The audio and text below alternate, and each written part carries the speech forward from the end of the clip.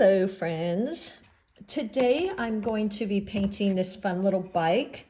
When I lived at the beach, we used to ride our bike all the time over to the farmer's market on the weekends. And I would pack my basket with bread, flowers, mostly veggies, all kinds of stuff. And my bike was pink. And so I painted a lot of these for a lot of the people at the beach area, and they were a lot of fun. So let's break down first. Let me grab something here to draw a couple circles for those tires. So I'm just going to use this here. I'm not going to be real specific here. You know, I'm not a bike expert. Although I'll tell you, my better half is an athlete cyclist. He's actually in the Hall of Fame for cycling, long distance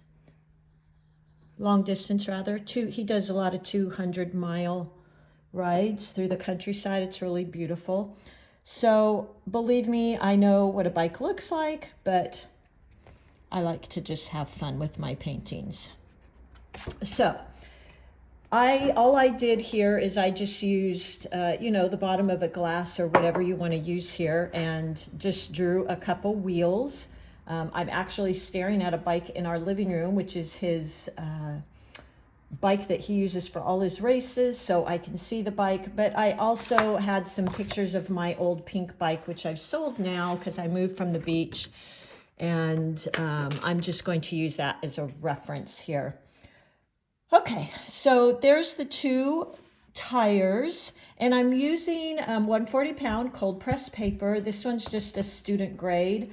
I think, as a lot of you know, my favorite is that Grumbacher, which I love. And by the way, Grumbacher, somebody asked me, the paper that I have from Grumbacher, one side is more textured than the other. Somebody asked me about which side of the paper to use. So with the Grumbacher, it's pretty obvious. With this paper I'm using, not so much. It's just an inexpensive paper. Okay, so let's create the little circles in the middle here. There we go.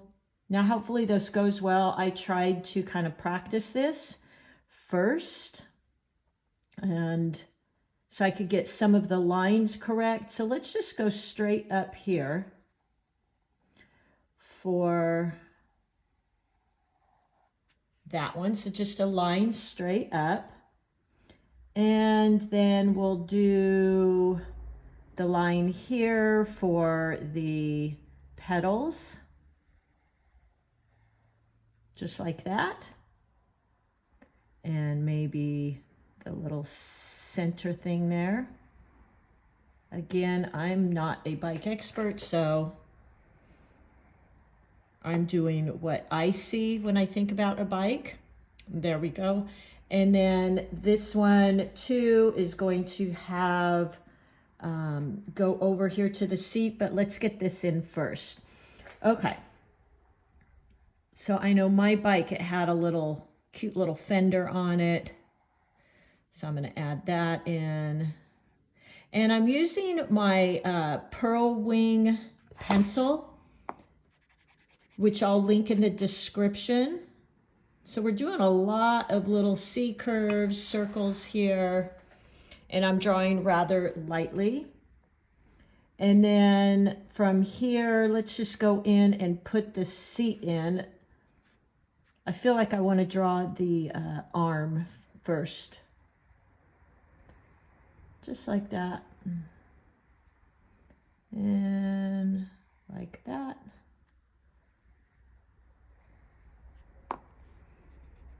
There you go. And I would use a reference photo just so you kind of have a generic idea of where things are on a bike, but make it yours. Nobody's judging here.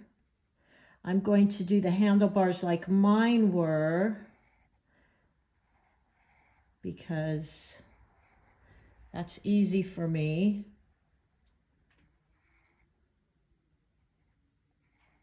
There we go. So I just had these little handlebars at the top, And then my seat, of course, was something like that. There we go. Okay, pretty good. Again, don't get too nitpicky with this stuff because we just want to have fun here. I mean, you could actually download a picture of a bike and trace it if you wanted, but I'm just kind of doing a general idea. For me, it's more about this fun little basket that I literally would shove every single thing I could into that basket.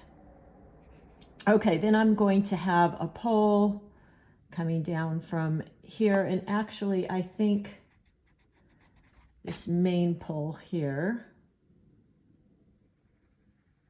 went up to my bike seat like that, and this one here connected like that. There you go. That's probably a little bit more accurate.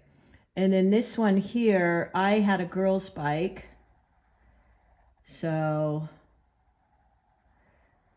it came down kind of like that. Another one here. Don't laugh at my bike. My husband would probably correct me on how I'm doing this, but that's okay. Okay, so there we've got a general bike type shape. I think mine had this little cover thing on it. That was in pink. And it kind of covered all of this. Which, do you remember when you were a kid? Maybe not all of you did this, but I would tie a rubber band around my pants leg so it wouldn't get caught. That was the worst, getting caught in your bike chain. Remember that? So this bike here had a little cover on it. Okay. So there we go. We have kind of a general idea. Maybe the other petals coming out at the top here. Something like that. And our bike spokes. Whenever I draw bike spokes, I'm kind of thinking of the same way we do flowers, and everything is pointing back, of course, to the center of the bike.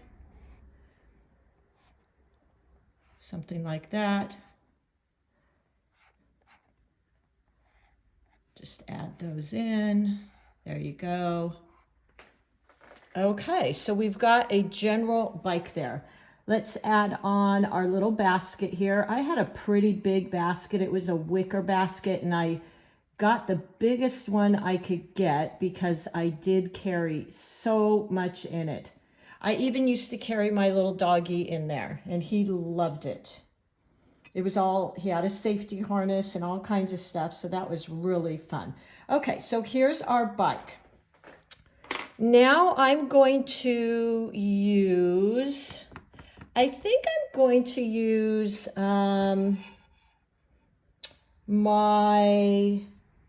this is permanent rose here, which is really pretty. I've been really liking that for my pastel type flowers, and my bike was pink. So let's just use that and go in and draw in some of these lines. Hopefully you can see my lines here. So we always want to start with a lighter shade because we can always go darker. And I'm using the very tip of my brush and holding onto it very close to the ferrule, so I have some control. So I'm using quite a bit of water first because, again, we want to go in with that lighter value and just painting in all these pieces using the tip of my brush. Don't get too picky here. I've got quite a bit of water on there.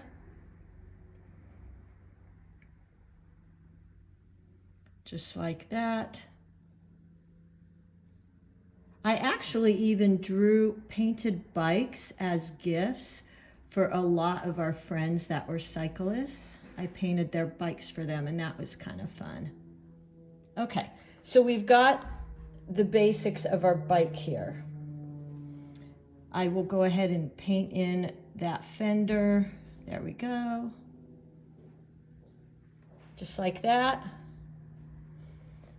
Let's do the other one here.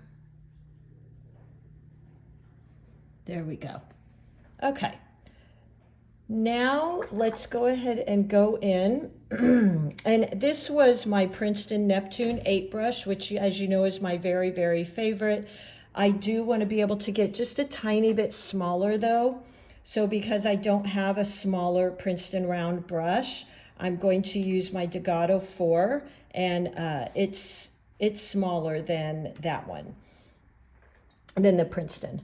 And what I want to do is just go in on the bottom of these posts and go in with a little darker value.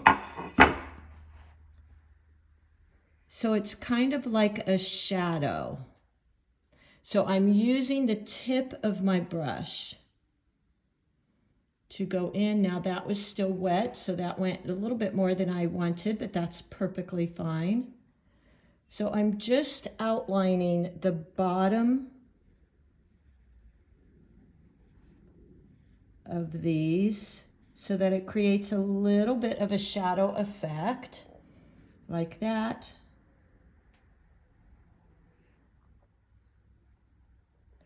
Just along each one. Now I'll color this in too. So for a wider area, I'm going to use the side of my brush, flatten it out. Now lift up as I get to the thinner area and just using the tip again. There we go. Okay. And I might go in there and pick up a little bit darker value of that permanent rose, which to me reminds me a lot of opera rose, I mean. There we go. And just touch in here and there, kind of let the watercolor do its thing. And then I'm going to add in a little bit darker color along this one as well. There we go. So we've kind of got the outline of our bike here. For the seat, I'm just going to pick up some burnt umber and burnt sienna. I actually had a leopard seat. That's kind of funny, huh? And just paint in a very light value here, like that. If you get that little blob, you can either leave it, not a big deal, or you can just tap off and pick up. There you go. I'm going to add in a tiny bit of dark at the bottom. Again, just like a little bit of a shade.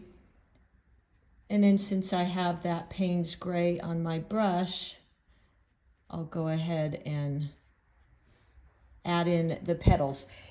Now I'm going to go back in and use my waterproof pen to create the spokes and some of these little thin lines. You can use your paintbrush, but for a lot of us that just doesn't work well because you really have to have a very, very still hand and be able to just use the slightest pressure there. And sometimes that can be a little challenging. So you can use a pen. I'm using the same seat color for my handlebars here, which have like a leather wrap on them. And then go in and create that kind of metal type color. So I'm using my Payne's gray, very washed down, very light value, meaning a lot of water. And again, using just the tip and a light pressure of my brush to paint in these little handlebars so it looks like metal. There we go. And I think I'll paint this too, the little bracket under the seat. just like that. And there we go. Okay, that looks pretty good. I'm gonna go in right now while I'm painting this little basket, and I think for that I will use, let's see, what color will I use? I think I'm gonna use my burnt umber and maybe add in a little bit of gold because I kind of want that woven basket type look. And then I'm going to water it down considerably.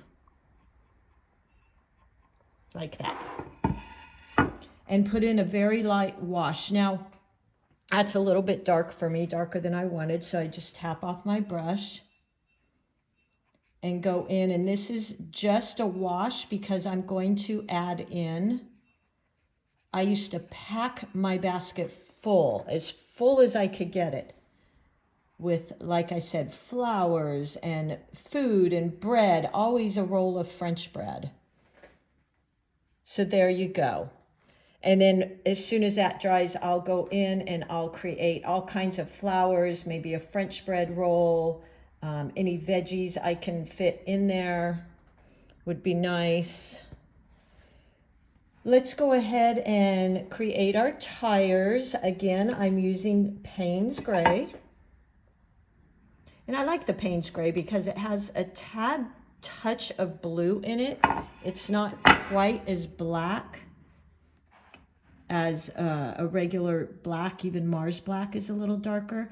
So just taking the point of my brush and applying a little bit of pressure and then following my guideline. Now for this, I would really anchor in your wrist here so that you can then just pivot and turn your hand and start again on a different area. That's how I always draw circles, is I anchor my wrist in. I hold pretty close to the ferrule because the farther away, of course, you have less control. And then just light pressure, and I'm just turning my hand. I'm leaving my wrist anchored to my paper. So right here, go in, turn my hand, and there you go. Now I'll start again here, anchor my wrist, pivot just the brush, anchor my wrist, pivot my brush. There you go. Okay. So that has always been the best way for me. I'm going to thicken my tire up a little bit. So I'm just following right along the circle, the tire that I just put in there. My bike was a beach cruiser, so the tires were pretty decent thick. So I'm just going to go over that a little and thicken up those tires. I've got a pretty dark value of my Payne's Gray, meaning I've got quite a bit of paint because I knew I was going to be making the tires black. So I didn't necessarily start out with a lighter shade. And there we go. Don't get too perfect here. Really what makes these bicycle pictures is the feeling of all those flowers and all those fun things. I might go in and just color in the little brackets here. And we'll start our next tire. So anchoring my wrist and pulling the brush in a circle. There we go. And then just anchor, pivot, perfect. Circles can be hard, surprisingly. Putting a little bit more pressure, turn, there we go. So I typically always draw my circles first. And anchor in, pivot. There you go.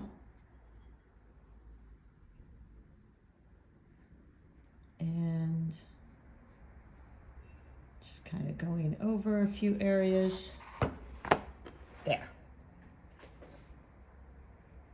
Like I said, don't get too nitpicky here. This is just for fun. Now I will use my pen for these lines. You could use your brush, but boy, you'd have to have a really steady hand. And my hand isn't always so steady, so I like to use an ink pen for that, making sure it's waterproof. And then let's just start on our flowers here. I'm going to go in first with, I think I'll start with green first. So I'm going to use my sap and my olive green because those are my favorite colors. And you want to get almost like a milk consistency here. And then let's just go in and start creating some fun little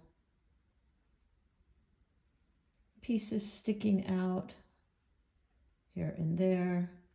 Maybe little dots, maybe there's some ferns in there. But I remember they were always literally almost falling out of my basket because I would just have so much stuff packed in there. I'm going to also draw in my loaf of French bread, which I always brought back with me. And if I can fit in maybe a tomato or something, that might be fun. There we go. And I'm going to use, let's see, kind of this turquoisey blue, I think, and water that down. So it's kind of a light value. I like that baby blue. And we'll just go in and start dotting in some flowers. So you don't want your brush dripping. If you feel like you have too much water, just dab it on your paper towel. And let's just start adding in some of these, just little dabs, tiny little dabs. Adding in little flowers here and there. And you can let it blend a little bit with the green. That's perfectly fine. And then I think I'll go in there with maybe some pink because I think that'll tie in with the pink bike. So I'm going to go back to my permanent rose, just water it down a little bit. And we'll dab in some fun little flowers. Yeah, that permanent rose I happened to find in all my paints and have been using it lately, and it does remind me a lot of opera rose. I think it might be even a tad bit more neon. But permanent rose and opera rose, both are really beautiful colors. And when you mix them with a little bit of cad yellow or some orange, they're really beautiful. I'm going to go ahead and go back into my same color I used for my seat and just do a little wash of over my French bread here. That's sticking out. And you literally bought it like this. It wasn't even wrapped, which is always kind of interesting to me. So there you go. And we'll just let that dry a little bit. And I'm going to go in with my pen and draw in some of these lines. This here. Just like that. Get those in. I think actually my bike had double spokes, but that's okay. We're not going to pay attention to that right now. So they were more something like that. Okay, see, this is what I do. I get really involved in it and I start adding things. Just like that. And then, of course, I had my petal and the petal sticking out from the back.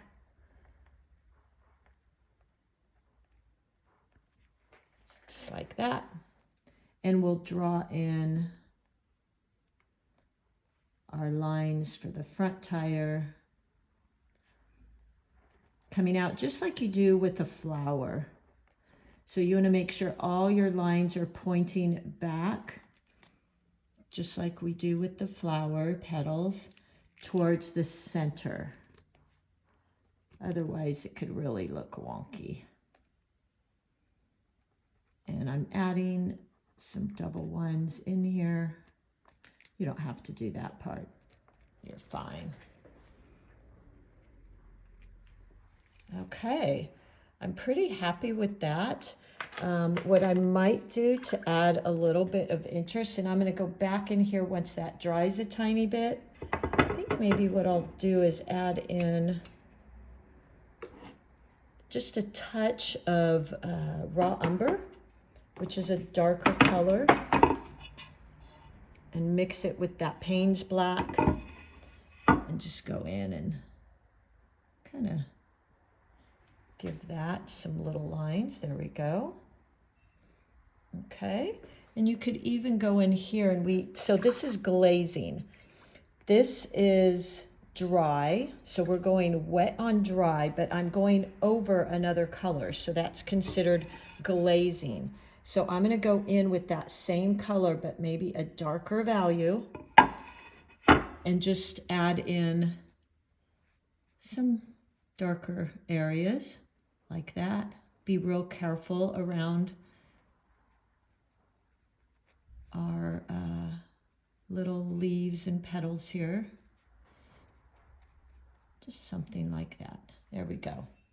So that was just a glazing. That's what you call glazing, is when you go wet on dry, but it's over another color. And maybe pick up a tiny bit of that dark brown and tap it into the bottom, just for some shadow effect. Something like that. Yeah, I like that. Okay, well, I think we're about done. I think that's really fun. You could go in and maybe darken up some little areas on the bike. I feel like I want to add in a tiny bit more in some of the flowers there. And what I might do is take that sap green that I created, and let's make a little bit of a lighter green. So I'll take my lemon yellow, mix it with that. There we go. And again, this is more a tea consistency, so a little bit lighter. And just go in and tap in some little areas here. And kind of fill in. And then maybe grab a little bit of that darker green.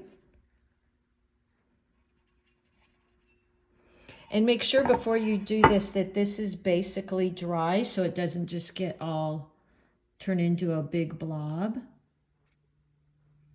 Something like that. And if you use the tip of your brush, it automatically kind of creates a petal type shape. So there you go.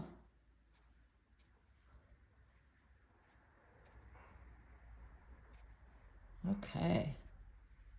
I think we're about done. The only other thing I could think to maybe add in is some of those little basket lines. So I'll go back to that Payne's gray that I mixed with my browns. And make sure this is dry. The basket is dry before you go in there, which mine isn't going to be completely dry, but I'd like to show you. And then using the tip of your brush, I think I want it to be a little bit browner. So I'll pick up that burnt sienna, make sure I scrape off that excess paint and water, and just go in and kind of barely tap in here. There we go. And just add in a few of those basket lines. And then what you could do, so the paper doesn't look so wet, you could add in splatters, which let me do that. That's kind of always a fun technique. Maybe some of that pink. And making sure your brush is pretty wet anytime you're going to do any type of splattering. Look how pretty that is. Just adds in some fun interest. And you could even add in a slight wash of green here along the bottom. Something like that. To kind of look like you're resting on the grass. And there you go. I think that would be an adorable card. And I will tell you, when I was making cards and selling them, the cards with bikes and baskets and things were always wildly popular. People loved them. So making somebody a little card with this bike on it would be really fun. Okay. And there you go. Well, have fun with this. I will list all my supplies down below. And happy painting, and thank you for being here.